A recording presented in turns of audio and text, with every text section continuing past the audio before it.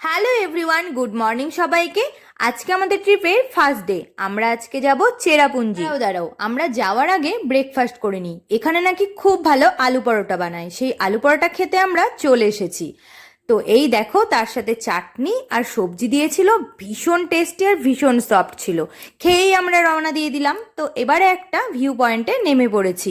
তো এখানে ভীষণ সুন্দর ভিউ ছিল আর আমরা ঘুরে ঘুরে দেখছিলাম, অনেক ফটো তুলে নিলাম। তারপরে আমি রিলস করতে শুরু করে দিয়েছিলাম। দেখে বুঝতেই পারছো কিরকম হারে দৌড়োদৌড়ি করছি।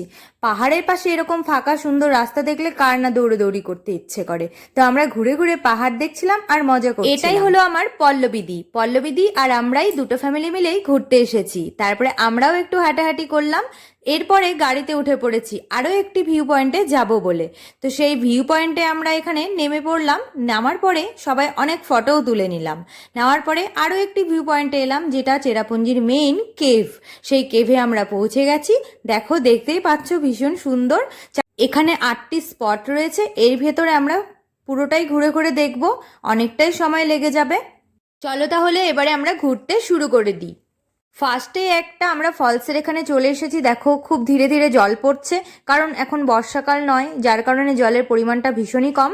তো আমরা এর নিচ দিয়ে হেঁটে হেঁটে এগোচ্ছিলাম, কারণ সবাই এদিক দিয়েই যাচ্ছিল, আমরাও তাদের দেখে দেখে চলছিলাম। মানে একটা জিনিস লক্ষ্য করে দেখো, পাহাড়ে পাথরগুলো হলুদ কালারের। এটা আমি সব জায়গাতেই লক্ষ্য করছিলাম, তবে এইটাই আমার একটু অন্যরকম লেগেছিল। তো চলো সামনে এগোই, আর কি কি রয়েছে দেখতে থাকি। মেন যেটা কেভ, আমরা কেভ পেয়ে গেছি। এবার কেভের ভেতরে প্রবেশ করছি। চলো সামনে দেখি কি রয়েছে। দেখেছো, এই পাহাড়ের ভেতর দিয়ে আমরা এখান দিয়ে যাচ্ছি। ভেতরে খুব সীমিত লাইট রয়েছে, কিছু কিছু জায়গায় অন্ধকার ছিল। আর দেখো, চারিদিকটা দিয়ে যেখানে সেখানে জল পড়ছিল, খুব অল্প পরিমাণেই জল পড়ছিল।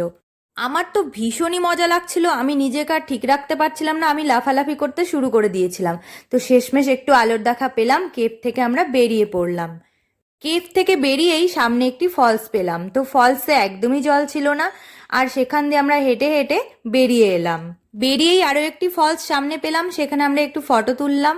তো একই অবস্থা, চারিদিকে জলের পরিমাণটা ভীষণই কম ছিল। তো আমাদের ঘোরা কমপ্লিট হলো। এবার আমরা বেরোনোর পথে।